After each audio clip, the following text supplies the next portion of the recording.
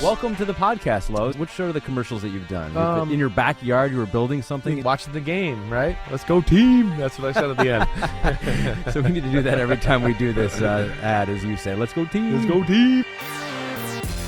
Yo, what's up? It's Chris Sims Unbuttoned. Ahmed is here. That's right. We are proud of our Lowe's sponsorship. That's right. Thank you, Lowe's, for sponsoring Chris Sims Unbuttoned. The whole show. The whole show. Not even just a segment. Let's go Lowe's. Hey, you know what? We like it. I wanted to say let's go Giants during that commercial, and I did it a few times, and they were like, I think we just need to say team here, right? And we got to be judicial. And I was like, okay, fine. I'll be that. Is judicial the right word? I don't even know if that was, but yes. Impartial. Maybe that's the word that's right.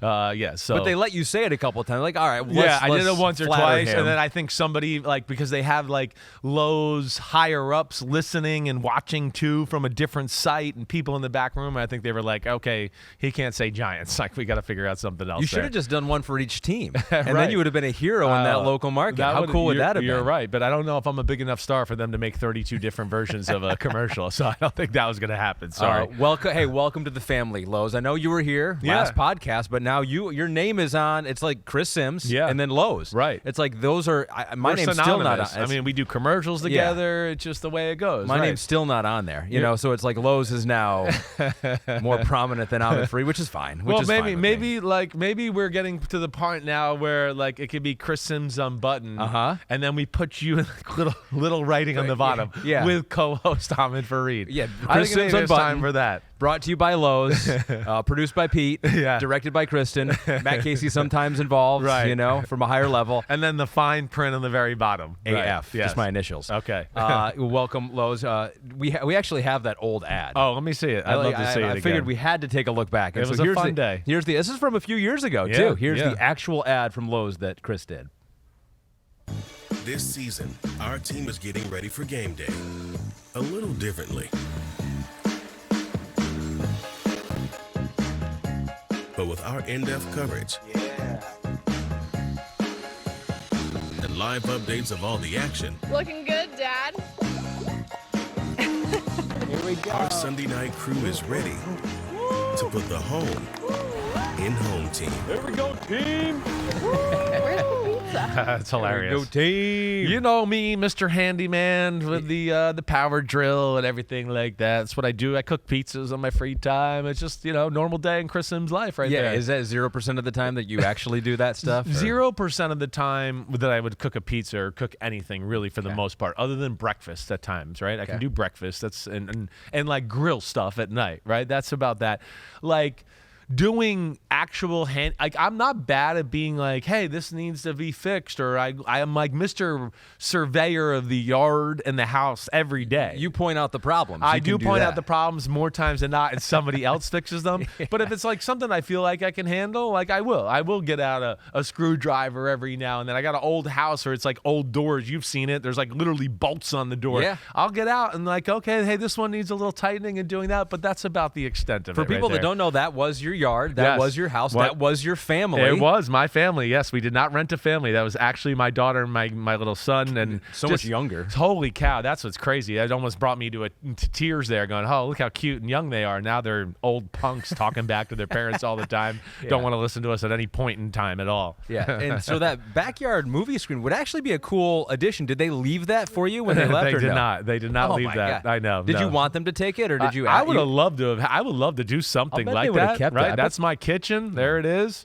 That's the front yard right there, really, because I have a small front yard, as you know, with it being the old house, and then the property's all behind it. Yeah. But that's a place that I love to sit in the front yard right there and drink coffee, watch all the Greenwich Lamborghinis and Porsches go by on a Saturday morning. Yeah. Which is a real thing, crazy. Right? Greenwich, Connecticut, for all those out there, it's the richest town in America, right? There's houses being sold for You're the poorest guy on your street. Right, as I've well documented, right? I've told you that. But yeah, there's people with $150 million houses, $180 million houses. On a Saturday or Sunday morning, you can sit there and no joke, you could see 20 Lamborghinis go by, right? It's like a car club, or they're going to a car and then a few minutes later, you're here comes 30 Porsches. And then you're here comes 20 Aston Martins. So it's like it's crazy that way. Not to get off topic, and they're all owned by Judge Judy. That's the crazy part about it. So my wife saw her at the stoplight not long ago. She's still hanging out. And gave her like Judge Judy, and she looked and smiled at my wife, and like she was probably like, oh, these crazy people. You should have her over. You should invite her over. Yeah, I would love to, but I watch a movie in your front yard. That's right. So this is the Wednesday pod. Here we go, ladies and gentlemen. This has been like what did we call it before? Like hidden treasures, treasure hunters. What the F? Yeah, right. So we're changing it a little bit this year. Okay, it's a little bit different. We're calling it Pick Six. Pick Six. So what we have done is the homies have come up with a bunch of questions. We have picked 6 here, to dive deeper into. Yeah. You've gone into film on some of them, just to give your perspective. Right. And so Pick Six is what we're calling it. Not because you threw a lot of pick sixes. I did. I think it's very fitting. I looked it up. Good, thank you. How many did you throw in your NFL career? Oh man, I'm gonna say 2. Maybe 3. Exactly 2. Damn. So right. Chris McAllister on the Ravens. Chris McAllister, 60-yard return when you were playing the Ravens. First game of the year. And, man, that was one that I kind of had him. Oh, that hurt. Like I think I could have had a big play here. I underthrew a go route down the left sideline. So it was a good read. It was a good read, improper throw. And then one of those throws where I threw it and I was like, all right, we'll make the tackle. Here we go, because he's 60 yards away. And then all of a sudden I was like, uh-oh, no, who's going to make the tackle? And then all of a sudden it was like, oh, gosh, I threw a pick 6, right? So there was that opening game against the Ravens. The other one was the game I hurt my spleen game. It was like one of the first plays of the game. Chris Gamble, right? Yeah, that's it. Right side. It was past 315 hammer. We were kind of struggling as an offense, and I think they kind of knew it. Like they knew, hey, they're going to try to do something quick, get the ball out of his hand, and just get them in rhythm. And he must have read my drop or had a good key or whatever. It was a little 3-step and just a 6-yard hitch. And I kind of had to do a play-action fake to my front side and kind of throw it blind because it's the way the play works. You're not like you're doing a run fake. The guy is off. You're thinking, hey, this is going to be kind of a slam dunk. Hey, we'll be in 2nd and 6 or 2nd and 4, right? Something like that. And I threw it. And when I turned to throw it, he was like already breaking on it. And I was like, oh, no. It was one of those where it came out of my hand. I was like, oh, no. And pick 6 to the house. Actually, I'm wrong. That wasn't my spleen game. That was not. It was Carolina. It was 2005. 2005. Yeah, you're right. It was early. It was yeah, the year it was before. 2006. I think he got me too. 2005. It is who is it that picked me up? Chris Gamble. It was Chris Gamble. Okay, yeah, Chris Gamble. It was the first play of the second half. Excuse me. I threw him another pick on the spleen game, so I'm getting him confused. These were both at home too, in front of the home fans. Nothing worse. And that was like my second or third start as a Tampa Bay Buccaneers QB. I played really good in the first half, but we were losing. Carolina was good, of course, as you know. I mean, Carolina the year before had been in the Super Bowl. This year, that 2005 year, we were dueling it out to win the NFC South. First play of the second half, quick out, threw it a little late and behind. He picked it off to the house. That was kind of game over for that day. But that just shows you in the NFL, as a quarterback, mistakes. That's where you don't realize it in college and football. You go, man, I'm playing a perfect game. I made one mistake today. And we lost by 14 because of it or something like that, 17. And that's what it was. A big lesson for me to be like, you pretty much got to play perfect in the NFL to win the game as a quarterback, unless you're on a really, really great team. We were a good team, not a great team, but yeah, I remember that. And now we will remind you of that Thank every you. Wednesday Exactly. because we say Pick 6. Happy Pick 6 Day to all the homies out there. Thank you. We're going to start number 1 here in a game that had a Pick 6, It Will did. Levis, and It that did. basically cost Tennessee the game. The greatest quote of the week is Brian Callahan going, well, I think if we punted on first down the whole second half, we would have won the game. That was an incredible quote by him. He said that, I think, on Monday or Tuesday. If we just punted on first down, we would have won the game. But wasn't one of them a blocked punt? No, it was no. Yeah, That was one of them, the touchdowns was a block punt. So that kind of ruins that But they had theory, a doesn't strip it? sack fumble and that play there itself that led to points as well. That's and true. He is true. It was about like that, the special but- teams wasn't great either. It wasn't Brian. great. You're right. You're right. But we're going to talk about that game in the Yeah. context of the other quarterbacks. So the first of 6, we're going to talk about Caleb Williams here, and there we got quarterbacks galore. We're going to talk a little Aaron Rodgers, a little Jordan Love and the Packers, some Kirk Cousins too. But we're going to start with the number 1 overall pick this past year, Caleb Williams.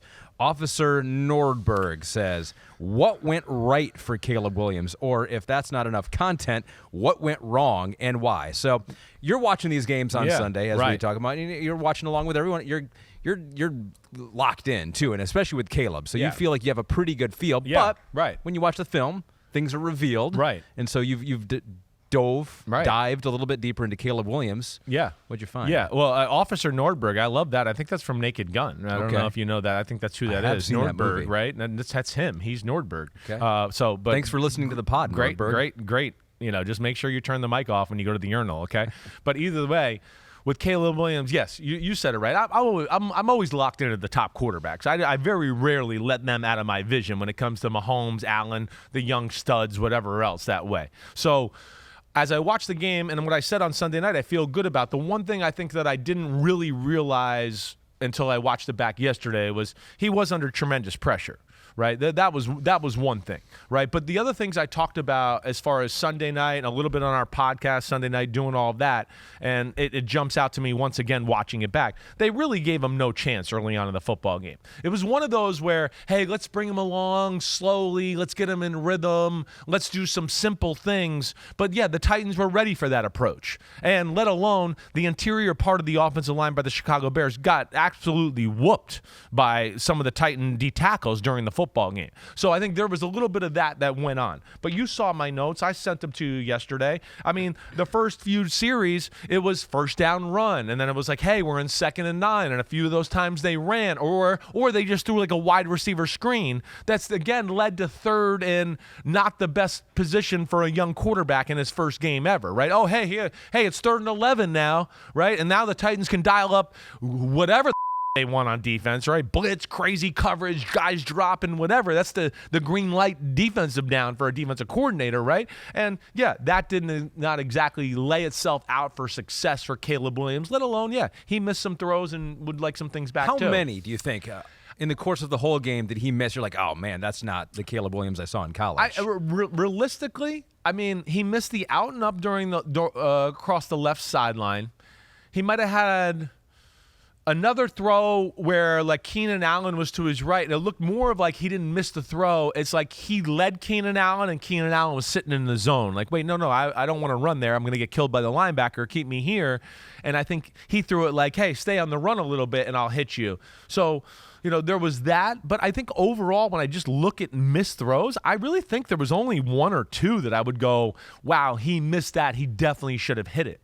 I think it was 2, honestly, because he has another play where he's going to hit about a 20-yard out route, but his arm got hit as he was throwing, and I don't think it went down as a batted ball. He had the batted ball issues because the interior part of the offensive line got dominated a few times where it just gave him no chance to throw it anyways. Yeah. I think you saw enough to see that. Yeah, we'll get to that here in a second, but I think maybe a concern of a couple Bears fans, and Kurdek 187 was one of them, about how the ball was coming out of his hand a couple times. Bears fans who are concerned about the way the ball comes out of Caleb Williams' hand. On the would-be touchdown pass to Keenan Allen that he dropped, the pass was a duck. I saw a few fluttering passes. I've heard you speak of not throwing a catchable ball. Right. Should I be concerned here? No, you should not be concerned. I think those are, again, things that I wouldn't classify that nearly as a duck, right? I'd watched that play on TV, and so it wasn't a perfect spiral. I get you, right?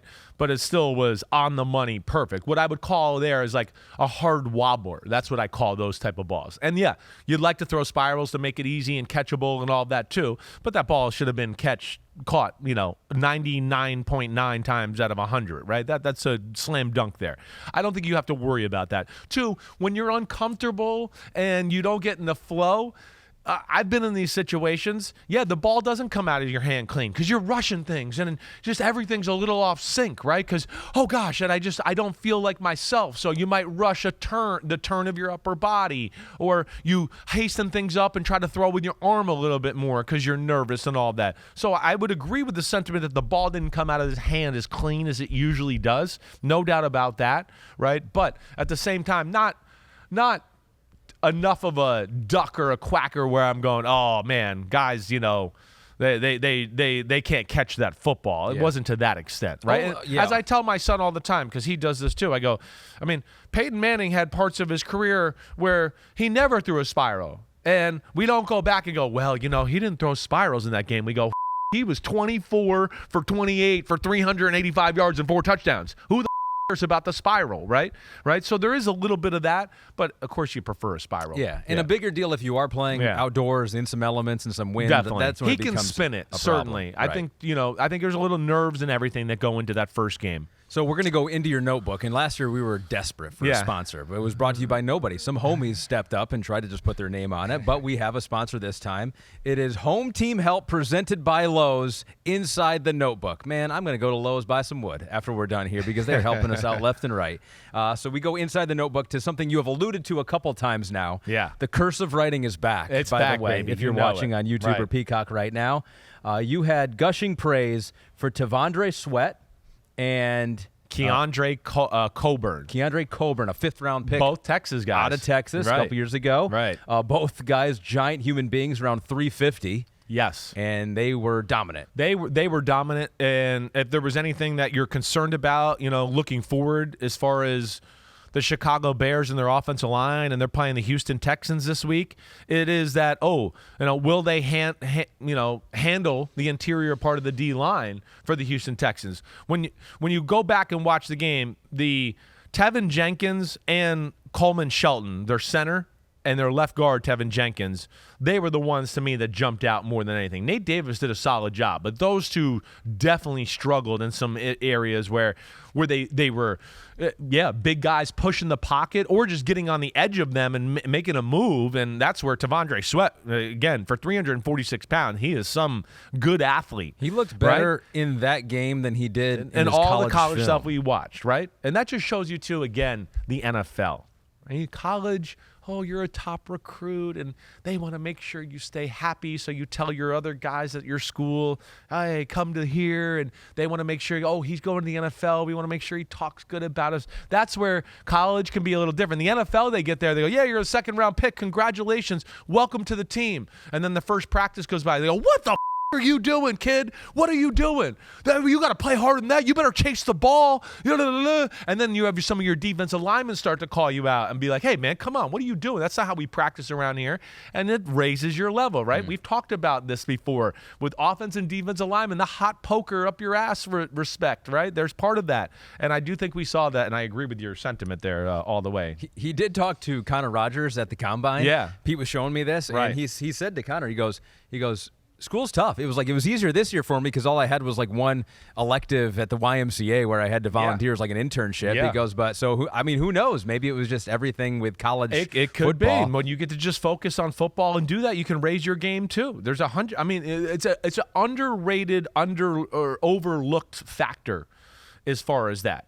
Again, he's not eating on the run maybe as much, right? He's going, wait, I'm going to sit down and have a grilled chicken with broccoli and a salad and do the right things. Where you're at school, you're like, well, shit, I'm in a rush. I got to go to class. Oh, there's a burger with cheese and bacon, blah, blah, blah, blah, and I eat it, right? It's everything goes up. Let alone you're with other professionals who teach you how to train. They start to show you a few tricks on how to use your hands, and all of a sudden it unlocks potential that has been there, and that looks certainly like there's something brewing there with Tavondre Sweat and Keandre Coleman as his backup. Well, according both to Texas boys, according to PFF, Yeah. the pass rush grade by a defensive tackle in Week 1, Dexter Lawrence, number 1. Pete goes, Shocker. of course. Shocker. Number 2 was Tavondre Sweat. Yeah. And Keandre Coleman. Yeah, he was a former 6th-round pick. Yep. By Kansas City Right. last year. Yeah. Waived. The Broncos got him, and then back to Kansas City, and then practice waived, squad claimed by the Titans in December. Wow.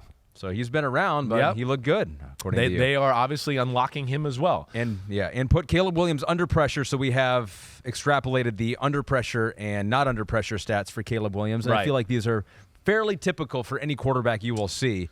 He was definitely having issues when they pressured him. Yeah, definitely issues. And again, hey, there's pressure, and then there's like, wow, that's severe pressure. And I would say on some of those plays, it was severe pressure. It wasn't like, oh, the pocket's collapsing and he's got a place to go. It was like, oh no, he can't even look at the first read, and he's having to, get out of dodge or go to the fail-safe backyard plan almost immediately. So that was the big thing. But getting back to also him personally and the positions they put him in, and again, that goes a little bit into, pressure, because we know you're going to throw the ball and what you've done in the down and distance to kind of unlock us to go, we don't have to worry about the run here. When he got back, when they threw the ball on first down, there was success there. Mm-hmm. That's the thing you saw too. So that's where I think things will change this week when they play the Houston Texans. They're not going to be able to beat Houston if they come out with that same offensive attack. Like just the vanilla, hey, we got a rookie quarterback, we're going to break them in easy. Not against this defense in Houston. They're flying around. They're going to be all over some of that basic bullshit, right? So that's where I think they're going to have to kind of open it up this time around, and hopefully they do. Because I don't think they gave him a proper chance, or their offense a proper chance to really start functioning at a high level. Good preview of our Sunday night football game. Texans, Bears. Houston currently a 6.5-point favorite to beat Caleb Williams and Chicago, even their record up at 1-1. That was Lowe's Home Team Help, brought to you by our presenting sponsor in Lowe's. How many of those pressures were Caleb created, you think? Because that was part of the concern coming out of USC. It's like, you're not going to be able to get away with dancing behind the line of scrimmage and get rid of the ball. Right. Like there's, like he took the big sack to give him 2nd and 29 at one point, and that was one of the plays I think Tavondre Sweat came right up the middle. Yeah. Right. He's going to realize, like, wait, you can't get out of every jam anymore in the NFL. Sometimes you're just like, hey, throw it away. You're not going to make this guy miss and then, start up the engine again and outrun the other guy that's been chasing you while you were trying to make that first guy miss. That's where he's going to learn, like, there's plays where, hey, I can get out of dodge and make something magic happen. There's plays where it's just like, no, the shit hit the fan. We got to throw it away and we'll live to play another down, right? And that's where I think he's got to learn that. Again, his patience in the pocket is up there with anybody. I don't worry about that part. That's where it's a misleading thing that people talk about. When he has time, he will stand in the pocket all day long, right? Now, when he doesn't have time and he gets out of the pocket, that goes back to what we were saying there and having that, guardrail or whatever to not make things worse, right? And I think that'll be a big thing. He dropped a 3rd down snap, right? That was big. That showed a fluster. He was going to have somebody open for a first down. Even the play after he threw the drop pass touchdown to Keenan Allen, he was going to throw a touchdown pass the very next play to Keenan Allen again. I mean, he was open. And the ball got tipped at the line of scrimmage because the left guard, Tevin Jenkins, I believe on that play, got pushed back into his face, and he tried to throw a little sidearm Mahomes laser, and there just was nowhere to put the ball. So, they protected like crap. Like I said, he missed a few throws, certainly. And like I talked about, I think they got to be a little more creative and a little more aggressive on the offensive side of the ball. They did nothing to really back off the Tennessee Titans the whole day. Sure. And it didn't help out their run game, and it didn't help out their pass game. So I think they'll get back and recalibrate. And they still got to win, which is the best part of It's all amazing. for the Chicago Bears. It's amazing. From a quarterback just starting his NFL career to a quarterback who is on the back 9. Actually, the back 1, perhaps, about to walk into the darkness permanently. He'll still be alive, just he likes the darkness retreats. Aaron Rodgers versus the 49ers. We saw that on Monday night. And let's start with a screenshot here from our old friend Josh Norris over at Underdog Fantasy so good. now. It is so and good. There's the passing chart by Aaron my Rodgers, God. all to the left of the field because he had lost his right eye at some point. He's one-eyed Willie over here. I love it. happened? It really is incredible. When I saw this yesterday, I laughed and I chuckled, and then immediately I was like, damn, he's right. Every time he got the ball, he looked to his left, quick screen, quick out, slot out, in cut to the left, and you were just like, it was all over there. It was pretty incredible. Sometimes the game just works that way. I don't think there's any real reason to it or anything like that. They were probably more times than not in some passing situations on the right hash, had the receivers to the left, right? And that leads to the passing attack being over there where there's more space. So I think that's really it. I don't think there's anything more to it than that, just kind of dumb luck that way. Yeah. But what did you think of the return, the triumphant return? Well, it wasn't triumphant. Of Aaron Rodgers. Well, it's great to see. And he alluded to this a little bit in the pregame. I don't know how much you saw, but he very real. And even for Aaron Rodgers and being in the Hall of Fame of the Hall of Fame, right? The upper room with the Deion. I mean, that's how good Aaron Rodgers is, right? He's one of those guys. You could tell there was nerves and let me get a little confidence back, and we got to get confidence of it as an offense. And he talked about that in the pregame, which I found interesting. Like he said, he had to remind himself that he's still good, right? And so that tells you, even for these great athletes, you go through a period of time and not playing, right? There's that unknown, and can I still do it? And will I be as good as I think I'm going to be and all of that? Yeah. So it was encouraging. Well, here's the question. Is he still good? Well, Is he still good to the capacity of what we know as Aaron? Like, is he still good as like Tom Brady's top 5 quarterbacks? No. That's Tom Brady's problem right there, right off the bat. Aaron Rodgers deserves no conversation of a top 5 anything right now. Maybe he will at the end of the year, but no. Now, his arm is still incredible. We saw that. Some of the throws he made, great, no doubt about it. But is he close to the Aaron Rodgers we once knew? Back to our points we made during the quarterback rankings and all that? No. And is he going to be able to play like the Aaron Rodgers of old? No, I don't think he is. He's going to have to adjust here on the fly. This is where the great athleticism of Rodgers really will actually come back to hurt him, and to agree, right? If Brady hurt his Achilles, it wouldn't be as affecting because Brady was just smooth in the pocket. Let me step here. Let me go here. I'm in good throwing position. You know how Aaron Rodgers is. It's let me get back to the back of the drop. Ooh, I hopped up in the pocket. Ooh, I hopped back. Ooh, I hopped to the right. And, oh, there's an in cut to my left. I'm going to hop both of my feet in the air and throw it with no feet on the ground, right? That's what he does. He can't do that right now. So that's where he's not the same. And that's where I think he's going to have to adjust, right? With him, he hurt his left Achilles.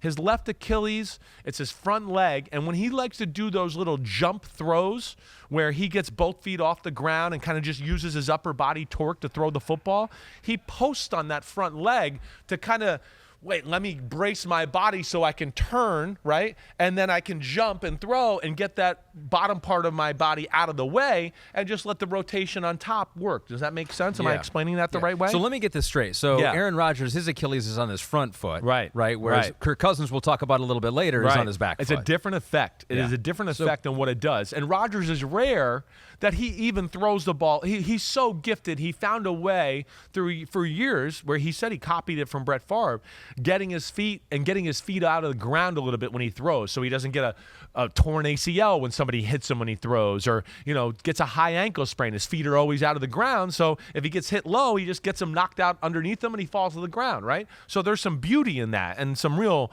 gifted ability that only people like him and Brett Favre could really do, or the special throwers of the world, right?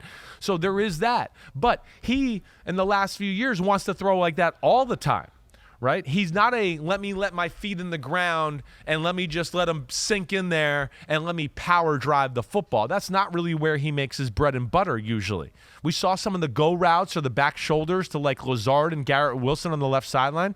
Those were those type of throws where the feet were in the ground and they were perfect. But when it gets in the pocket, the first guy's not open, and all of a sudden he wants to hop and move and put himself in those awkward positions to throw the football. He is nowhere near the same as what he once was in that category, let alone his mobility is way less than what it used to be.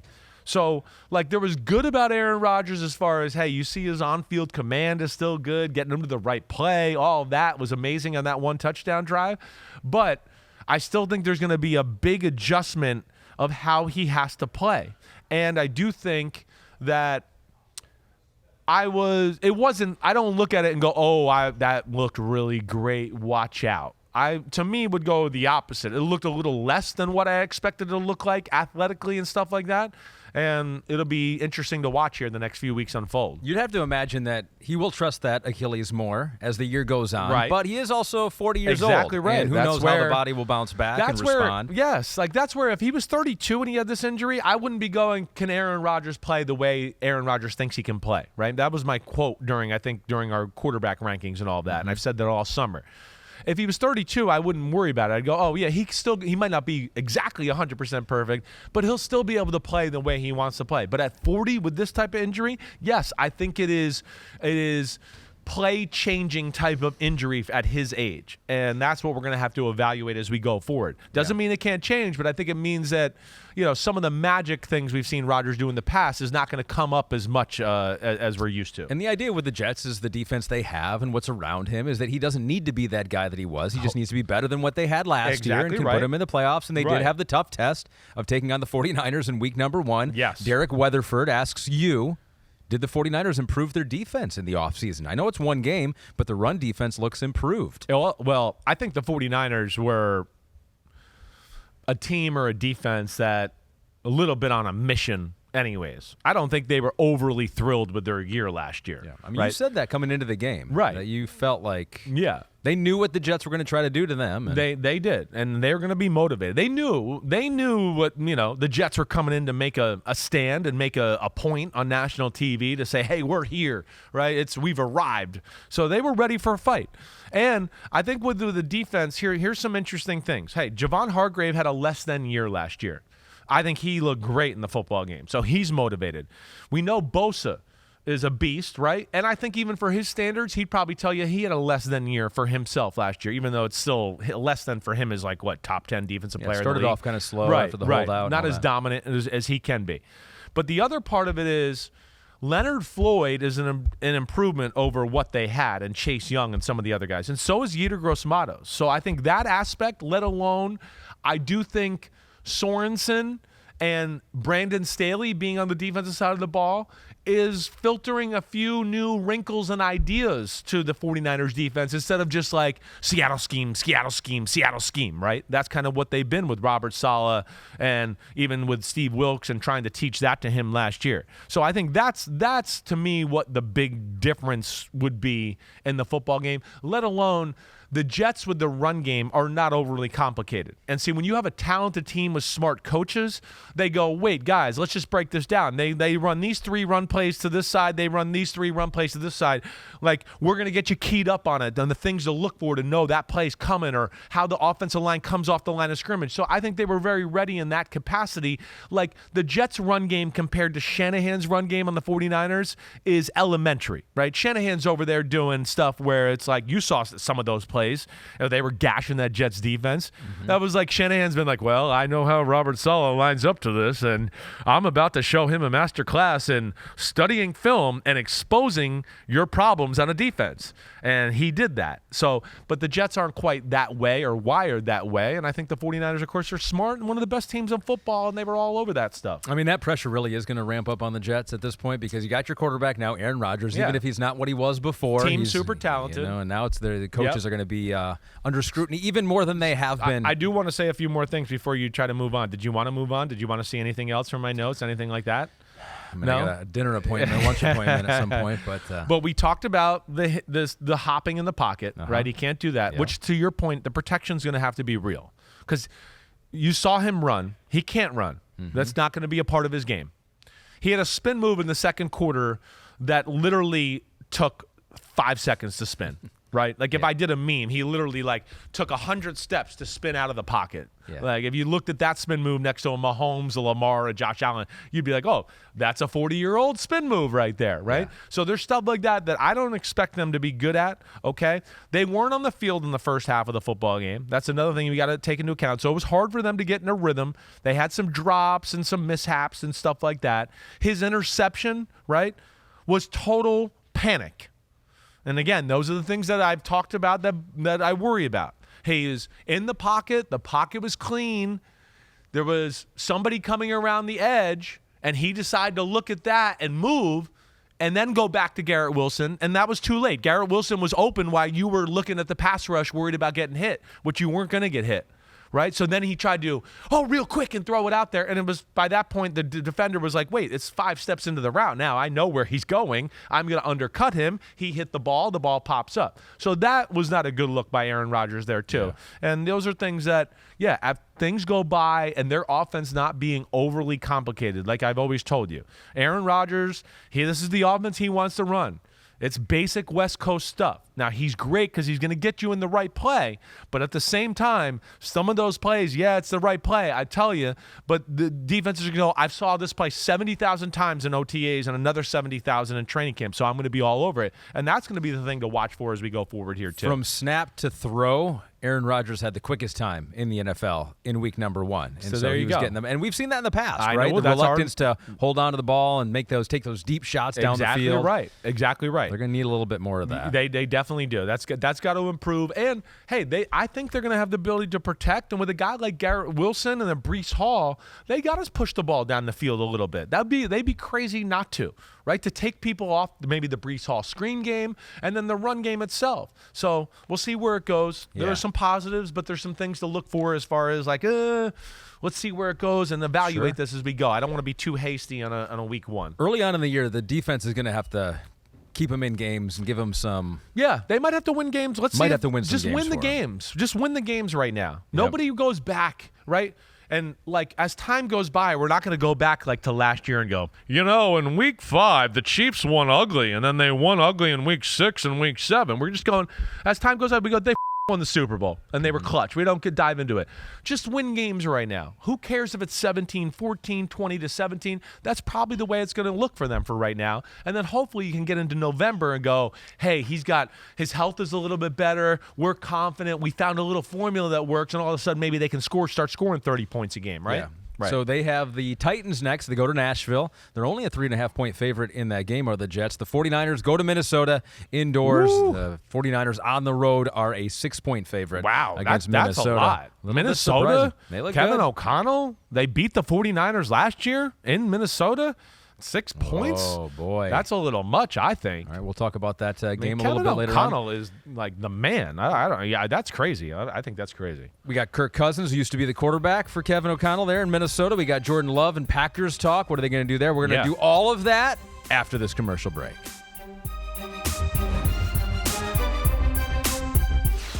For another season, DraftKings has set up the free 1K Florio in Sims Pick'em pool. You can pick every game against the spread for a chance to win $1,000 in the prize pool every week. Download the DraftKings app, click on the Pools tab, and enter Florio and Sims free $1,000 Pick'em pool to make your picks. All right, so do that. Beat these guys. They can be beaten. I don't think my picks were great last week as far as the picks themselves, but my best bets I was 3-0. Okay. So that I put that in more value than anything. Yes. Yeah, but I picked a few, week 1 I picked a few upsets. I picked Jacksonville to beat Miami. I kind of I thought if there's an upset, that'll be the one. I Yeah. picked Cardinals to beat Buffalo.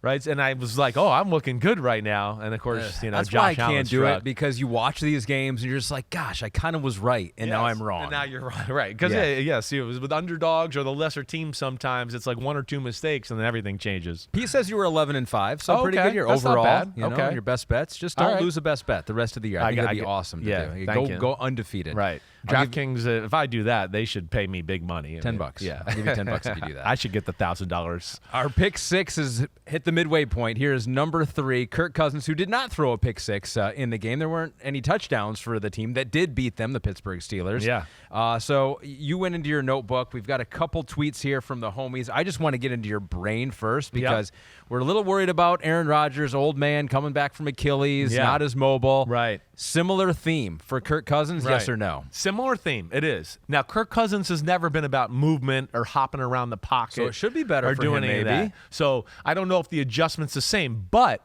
because of his back, it's his back leg, right? Again, Rodgers is his front leg. The back leg, having the injury there, is a totally different feel in what you're doing. And, of course, that's the leg you really got to drive off of to throw the football, more times than not. And that's where it's a little different than Rodgers, and we'll unpack that here in a minute. that caused his power to be less? 100%, right? So, one, we know the movement wasn't the same. The movement's never been great, like we talked about, but you could tell it's even more Statue of Liberty than ever before. There's zero movement. There's zero let me get out of the pocket. And I'd be lying to you to tell you that I think it affected some of his decisions. And he was like, oh, things are getting close to me and people are getting close to my legs. Let me just get it out. Absolutely. There's no doubt that affected him. There was a few throws in the game, and I know I wrote them in the notes where I went, hey, you just got to stand in there. This guy's about to be open. Or you got to be a little more aggressive with popping your legs. You're going to throw a touchdown, but you threw a bad ball, right? Because you're not throwing the proper way. We hit on this on the OTAs a little bit. Remember, there was some stuff that came out, and they showed Kirk Cousins throwing, and I know I talked about it with Florio, but he does not have pop or drive off his back leg, and therefore he's kind of trying to upper body, and he's even bending over to do it. and almost fake following through with that back leg, but not nearly getting the drive that you would want as a starting quarterback. And you could see that in a guy that didn't have a very strong arm. It's taking miles per hour off the football, and it causes the accuracy to go down. Right? He missed a few throws because he's having to give it, what I always joke about, the old steroid jerk, and be like, huh, and like, you should never have to do that throwing a football. Like, I sometimes hear my son do that, and I go, dude, it's not that much work to throw. You don't need to be going, huh. Like, if you're doing that, you're doing something wrong. Like, you're making muscles work that shouldn't be working to do it. Like, Patrick Mahomes is not throwing a 20-yard in-cut making that sound. He's just going, oh, boom, shoo, a laser, yes. And so that's where, and that's where it was a little concerning from that aspect. Yes, he had to move a few times, and I think I wrote he looked like Fred Flintstone. It took 45 steps on the car to get him going, and those are the things that concern me a little bit as we go forward. So let's dissect a few things here. We have a screenshot on his stance here in Atlanta. So this is Luke Braun, NFL, that sent this in, or tweeted this out. Kirk in Mini was very comfortable with his stance. Now they have him rocking the "Mom, I threw up. I'm honestly mad." I don't get that reference necessarily. If you throw up, this is what you look like. I guess.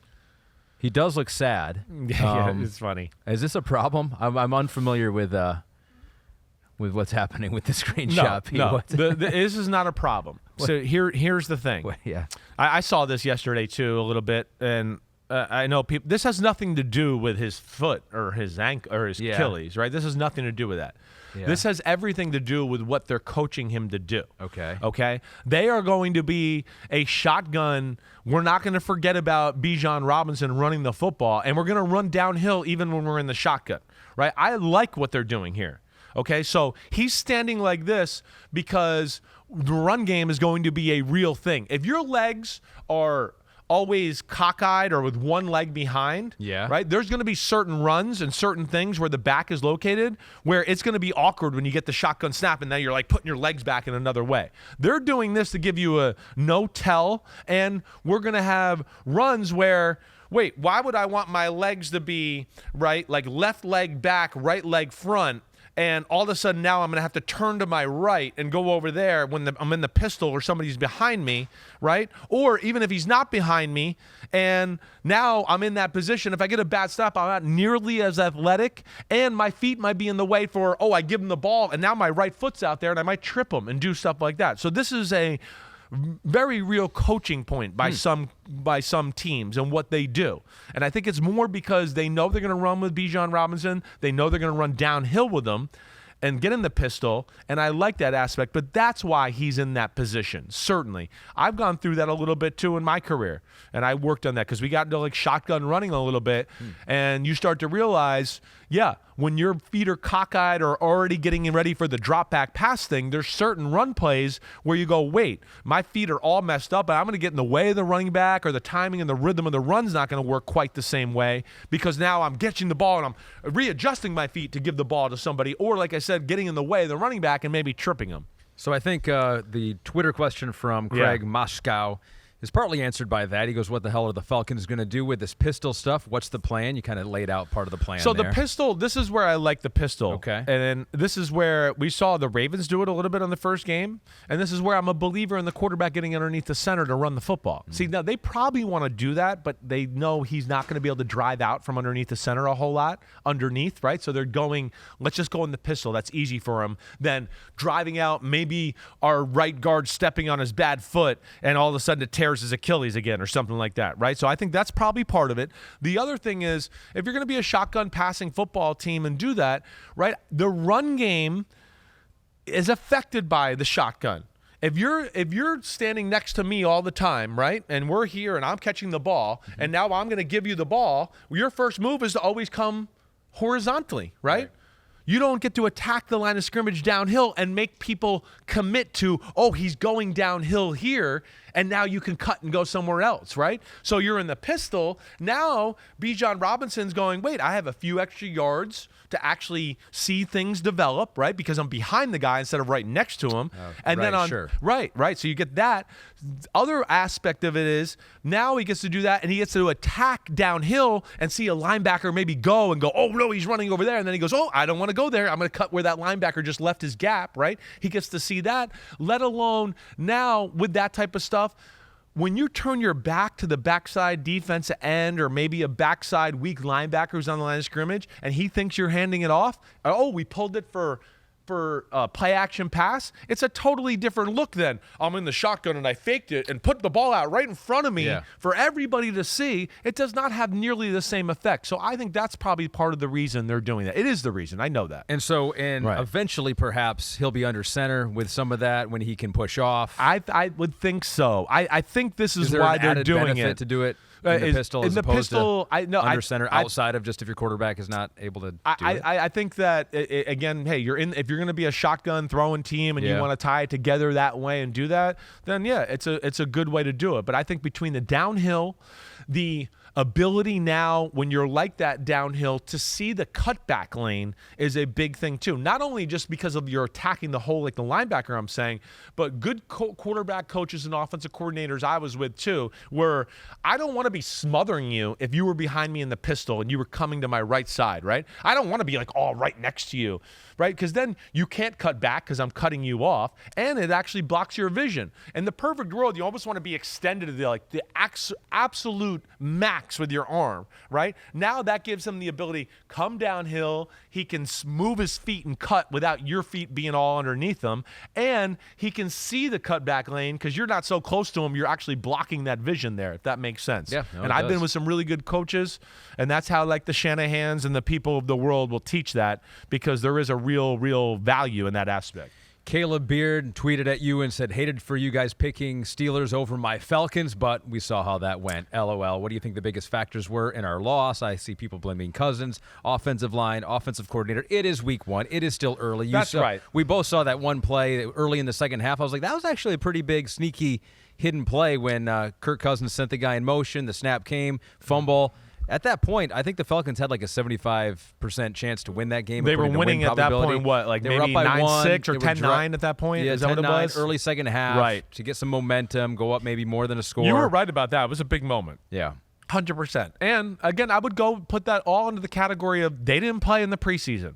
Right? And that's the thing. I'm not concerned with their O-line. Their O-line actually did some good things. Again, it's the Steelers. Their front seven looks like it's pretty real. And as I told you for the last month, they're going to be ready. I mean, Mike Tomlin, the one thing he does is he pushes the absolute limits of the NFL rules of tackling and hitting. He is going to take it up to the absolute limit. He's going to basically like make the NFL go, hey, you guys are hitting for like the 45th day in a row. We need to calm it down, right? I mean, so they're going to be there. And I think that showed in the football game.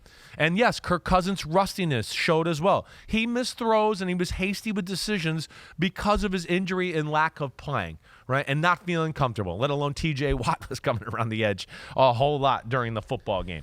But that's the big thing. Don't win panic probability yet. doesn't take into account that TJ Watt was doing what he was doing in the game. Exactly too, right. And I'm not, I picked the Falcons to Caleb Beard to win the NFC South. And I'm not like so concerned with what I saw there that I'm like, oh no, I have to change it. There's still a lot of good.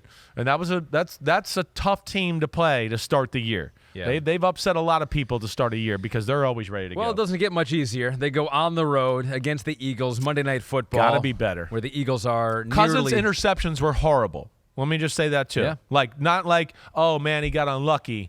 They were bad. And a little bit like I talked about with the Rodgers interceptions, they were kind of panicky, right? Like, oh gosh, it's getting tight and I don't want people by my legs, just throw it, right? That's what it felt like. And those are things that they're going to mentally have to kind of break down in their own mind. New for both of those quarterbacks, both those teams. We'll give them one more week. And then we'll just totally we'll bury them for sure. Oh, and on your snap motion fumble, he brings them and then tries to stop them. Yeah. But that's too late, right? So that's always going to be on the quarterback. When stuff like that happens, people jumping off sides, people misaligned, a legal formation because two people are moving at the same time.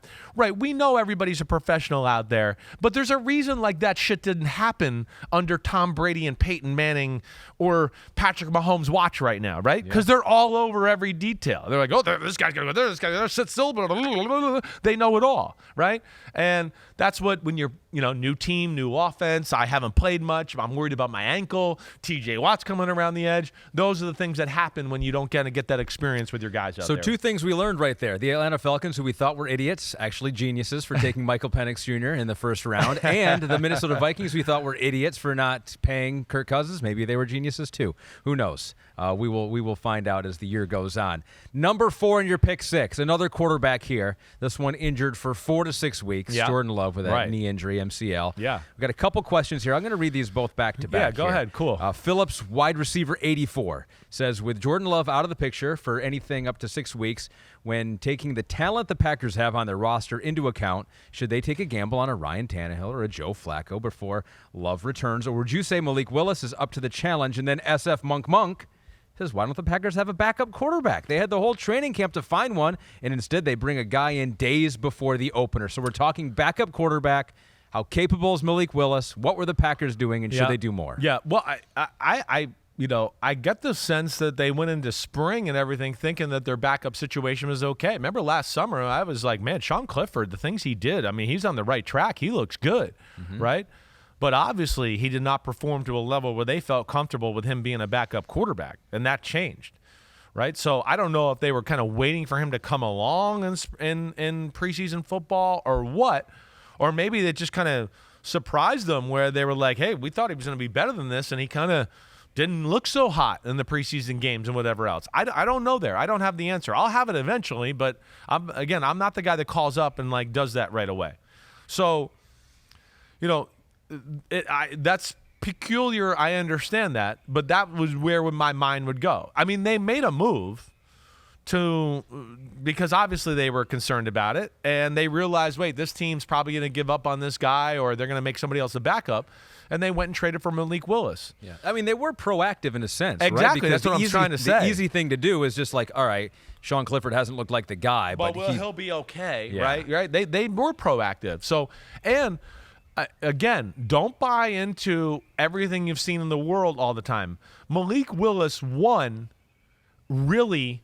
The Tennessee Titans did not want him to go. I think they had some roster issues. Their coaches, Brian Callahan, made a comment about like, this is where the roster and the third quarterback thing and all of these things, like, I don't want to let him go. He made a comment like that. So I think they were squeezed to a degree, and they knew they had paid Mason Rudolph to be the backup, and they felt comfortable with him because of his experience, and he fits that offense. Again, it's the Bengals offense. It's a lot of quick West Coasty type throws. That's not Malik Willis's forte. That's not. Malik Willis, first off, and where I was getting to, had a really good preseason. I'd tell people to go back and watch the preseason throws of Malik Willis, and you go, wow, he threw the ball really good. He was really accurate. The decisions were good. So there's positives here. They didn't just trade for a guy and go, well, we believe in his potential. No, there's things to look at and go, no, it's turning the corner, let alone he much more fits this offense than the quick, short throw, like Joe Burrow surgically going to go down the field 7 yards, 8 yards, 12 yards, 6 yards, 4 yards, quick screen, blah, blah, blah, right? That's not what he is. He is more like Jordan Love in play action pass. I'm looking down the field. We got a deep post. I'm ready to let that thing go. Oh, he's not open. Here comes a 20-yard crosser underneath. I'm going to fire that in there. Like we saw in Brazil from Jordan Love. How many big throws did they make in the game, right? So I think he fits that. Now, is he going to do that to Jordan Love's extent? No, probably not. And yeah, he's got some things to get used to here, certainly, but he fits what they do. And I do think they're going to be okay. I don't think this is going to be like, oh, no. And as we saw, they're talented. Let's be serious. They should have been up by much more early on in the football game and really screwed it up. And we can give some credit to the Eagles defense too. And the field played some issues, but I mean, they're, to me, every bit in the class of the Eagles there in that game. They played a little sloppy as the game went on, but I'm not going to get off the Packers yet. So here's the question. Yeah. Are the Packers 8 points worse with Malik Willis than they were with Jordan Love? Because Indy, in their next game, now a 3-point favorite. Before the injury, Green Bay was a 5-point favorite. Well, this is the bad part of we haven't seen this guy be real successful in regular season football. And to the point of our question by what was that, Phillips, wide receiver 84? Mm-hmm. Or no, it's SF Monk. Yeah. Like, getting him in late in the training camp. Yeah, he's not going to know every nuance of the offense. It's almost going to go back probably to a little bit of like what we saw early on from Jordan Love last year. They're going to kind of be basic. I think they're hoping they can run the ball more effectively this year with Josh Jacobs and company anyways. So I think it'll be that type of thing. And then, they're going to have to – their defense, they're going to have to lean on their D a little bit. But, it's a definitely a – momentum, game-changing type of injury, and we'll see how quickly Malik Willis can get acclimated. But like I said, I think his skill set really fits what they do better than it did in Tennessee. All right, we've talked all quarterbacks. Still got to talk about some running backs in some new places, plus some fan therapy. We're going to give therapy to fans. Good. Make them feel better. You're a good psychologist. We're going to try to do that. Yeah. Coming up next.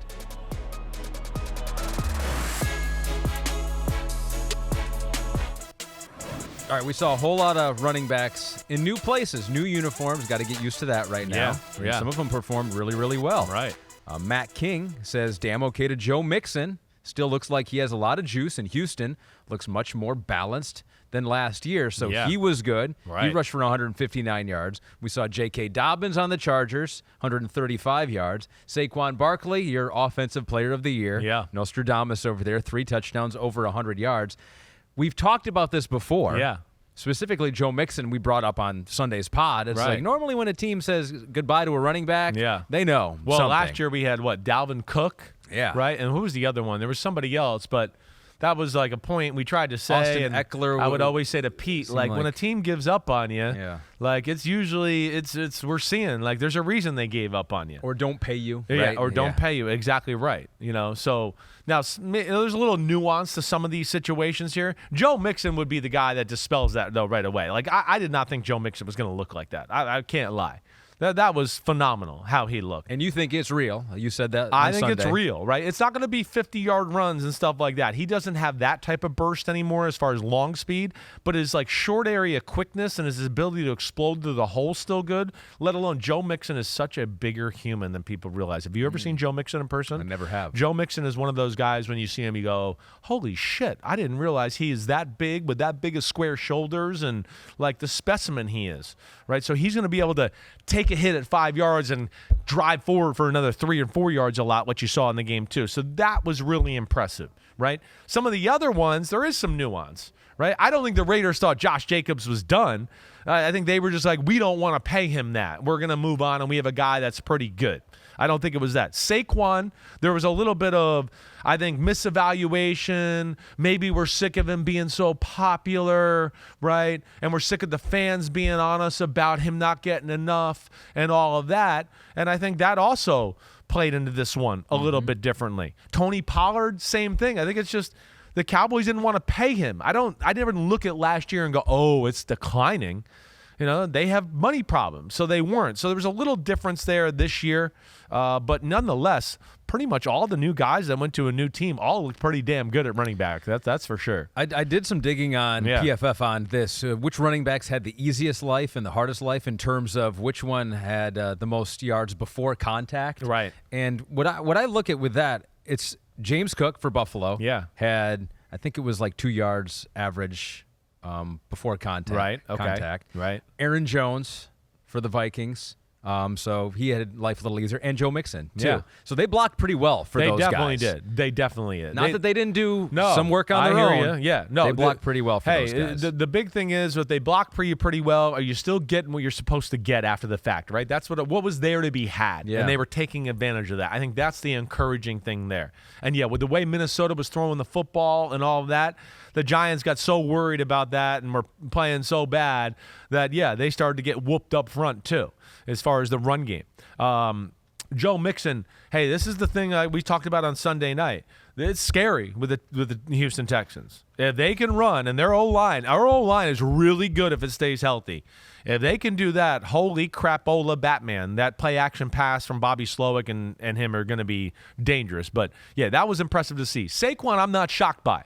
I mean, there's a reason I made him Offensive Player of the Year, because I went, wait, it's the best offensive line in football, right? And they're going to have space, and they changed their approach and got underneath center so he could run downhill like we talked about just a minute ago with the Falcons and all of that. And I expect Saquon to have a lot of outings like we saw the other day. Well, hope you got your bets in before this week, because DraftKings has the Offensive Player of the Year odds, and the change since week number 1. Saquon Barkley was one of 2 big movers in Offensive Player of the Year odds in week 1. Cooper Kupp was the other one. So now Saquon Barkley is the second choice to Tyreek Hill. Where is Cooper Kupp there? He was plus 6,000. Now he's plus 1,700. Yeah. Well, when Puka Nacua out, too, and some of the offensive line issues, I think their default mechanism will be what we saw. Let's just find a million ways to throw the ball short like we did on Sunday night, and we'll replicate that or substitute with the run game with those short throws, and Puka Nacua not being there. Yeah, they're going to feed Cooper Kupp big time. I'm not giving up on Bijan Robinson. He's still going to be a big player in this league before this year's up. And how can you ever forget about A.J. Brown at the bottom? Don't forget about A.J. Brown. Yeah, his odds got better, too. Big game in Brazil. They won't play every game in Brazil, though, on that field. Biggest problem for A.J. they Brown. won't, but he wasn't slowing down. He wasn't slipping. On the field in Philadelphia, he's also been pretty good. Yes. DraftKings Sportsbook, the #1 place to bet touchdowns, and new customers can bet $5, get $250 in bonus bets instantly, plus get 1 month of NFL Plus Premium. Download the app and use the promo code Unbuttoned when you sign up. DraftKings Sportsbook, the crown is yours. Now time to sit a fan down, give him some therapy. Or maybe not. Maybe it really is that bad for some of these teams. Right. Can't be in week 1, right? Come on. Yeah, come on. Sean likes bacon. Yeah. So Sean likes bacon, and he's tweeting at you. Chris likes bacon, too. As a Vikings fan, should we have hope? So Sean wants to know, like, how excited should he be? You should have hope. You can beat the 49ers at home. Yes. Right? McCaffrey, is he going to be there? I don't expect him to be there. So there's going to be an element of that offense that won't be the same. The Vikings have one of the best. The Vikings are one of the best coach teams in all of football on both sides. They're plain and simple. They have an incredible offensive coordinator in O'Connell and defensive coordinator in Brian Flores. I would throw that up there with any duo in the sport. So yes, you have a chance. Let alone your defense is more talented, and Sam Darnold can be every bit as good as Kirk Cousins was there in Minnesota. In fact, his potential is greater than Kirk Cousins. It is. His talent's better. I mean, man, was I blown away by Sam Darnold, right? I know I watched that film, too. I didn't send you those notes because I didn't write notes. I just watched that one. But it was, I mean, one great decision, pinpoint throw after another. So, yes, and O'Connell knows how to work that defense a little bit. That defense better have a few wrinkles for O'Connell, or you're going to see a replication of what we saw last year and Cousins tearing it up. But, yes, you got a chance this weekend, especially at home in Minnesota with the home field crowd and all that. I mean, Sam Darnold is 27 years old, like 2.5 years older than Michael Penix Exactly Jr. right. So still, right. He's still got a lot of stuff to say here. Yes, he's had a lot of learning. So, Sean, get excited. Right. Get excited about bacon. Get excited about the Minnesota Vikings as well. Eat organic bacon, though, right? Organic bacon has no nitrates, and nitrates are proven to cause cancer. Worry about the nitrates. Yeah. Jags Fanatic 93. This is the other end of the spectrum right now. As a Jaguars fan, should I kill myself? Now that, we don't condone that on this we pod. are not a suicide pod. We do not do that. No. I would say wait until this week. Right. What happens with the Browns. Right. How about as a Jaguars fan, should I smack myself in the face a few times or something like that? Even that we don't condone until we see what happens with the Browns this week. I condone slapping yourself in the face. I'll give you that. You can do that. To wake yourself up. But they are a 3.5-point favorite. Yep. And how could they not be? Yeah. How could you pick the Cleveland Browns? Right? First off, Jags stood in there with them last year every bit, and Trevor Lawrence had a few mistakes, and they kind of blew it as a football team. Second off, how can you have any faith in the Browns' offense and what Deshaun Watson looks like we talked about?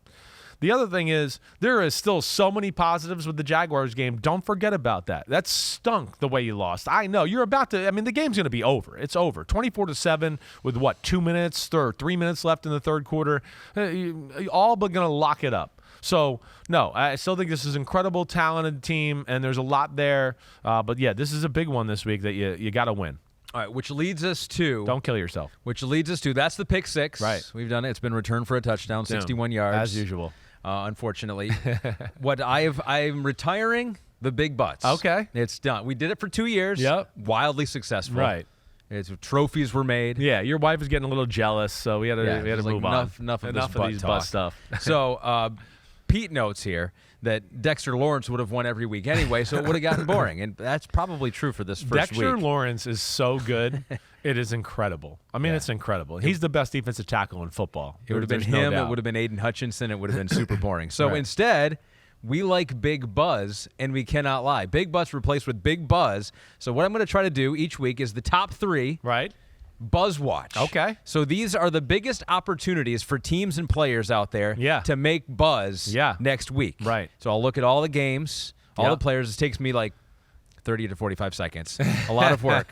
And give you a top 3. So number 3, who has biggest buzz potential? The Chicago Bears. Yeah. Caleb Williams. Right. Going to Houston. Sunday Night Football with Chris Sims talking about him. Win on the road and make Caleb look like more like the number 1 pick quarterback. If they can do that, they will be the talk of the NFL. Oh, they definitely will. I don't think that's far-fetched. I think we're going to see each week it'll get better and better. Let's not forget C.J. Stroud last year started at 0-2, right? And then the first game was second game was a little bit better. We saw some things, and then it started to take off. We'll see where it goes. But the big thing is like what we talked about. One, the Bears defense is awesome.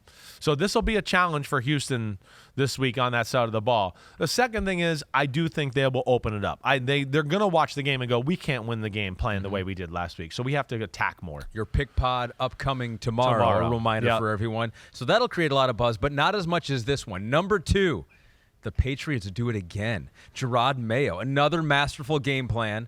They score enough on that Seattle defense and Mike McDonald. They improved to 2-0. No one would have ever thought the New England Patriots would be 2-0, but here they are. No, no, I would not have. You're exactly right, and they got a possibility. That D, you can still see Gerard Mayo still knows how to coach defense. That is for sure.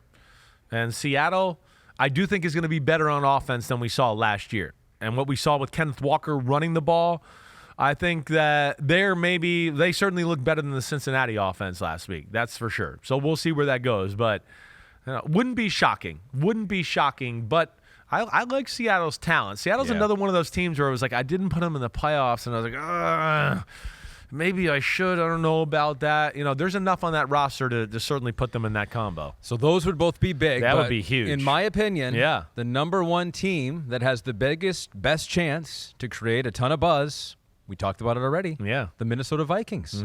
They shut down their second team on defense. Flores does it again. This time it's against the 49ers.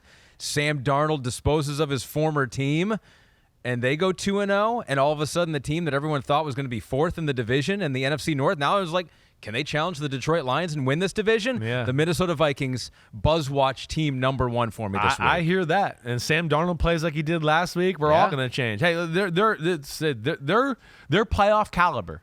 Again, another team you didn't put in the playoffs, but I didn't put in the playoffs. But like, if I'd be shocked if we're sitting here in January and they're in it, no, I would not. There's a lot of positives about this football team, and we talked about the coaching staff and everything they do there. So this is going to be a fun one. Now, to be clear, none of those were predictions. No, those were just me saying which teams, if they happen, they will be the big stories we talk about Sunday night on our pod. Exactly, we're going to be hitting that hard. I hear you there, and I'm excited to see that Sam Darnold versus that crew. Right, and it's a little personal, and he's going to want to show the 49ers what they're missing, and Brock Purdy, hey, I'm pretty damn good too, and all of that. And O'Connell, he's into that too. And Flores is going to be very, very much up to the challenge of I'm not going to let Shanahan make me look like a fool. So that's where this will be a masterclass in coaching and X's and O's. It's going to be a fun one. I can't wait to see your predictions now. Again, comes out tomorrow. Mike Florio. You had a great start. I did. To the season Let's so see far. If we can stop jinxing me. More pressure. I know. I am putting a lot of pressure on you. Yeah, I'll be all right. I'm excited. Just don't get one of your best bets wrong. That's the only thing. Okay, that's it. Yeah, that's the rest of the year. So easy. No problem. All right. Actually, I have no one more thing. Nothing. I don't either. Nothing more. I think we hit it all. We get the pick 6. We hit it. We got the Buzz Watch by Ahmed Fareed. I think that that's will continue. a suitable kinda replacement for the big butts, right? I'm with you. I'm sick of talking about man butts. We'll talk about it from time to time. I mean, we'll definitely still talk about that. But everybody, I hope you enjoyed the new Pick 6 version of the Wednesday podcast. You know what we're going to continue to do. Yep, tomorrow, like Ahmed said, Picks Pod, and we'll continue with our Sunday night breakdown pod. You know it. Me and Ahmed will be here at NBC Sports late that night. Hope everybody enjoyed this one. Tune in and check out me and Florio tomorrow on Thursday. And as always, Sunday Night Football, Caleb versus Stroud. You'll see us football night in America. Everybody good. Everybody be good out there. Peace out, homies. Clap it up.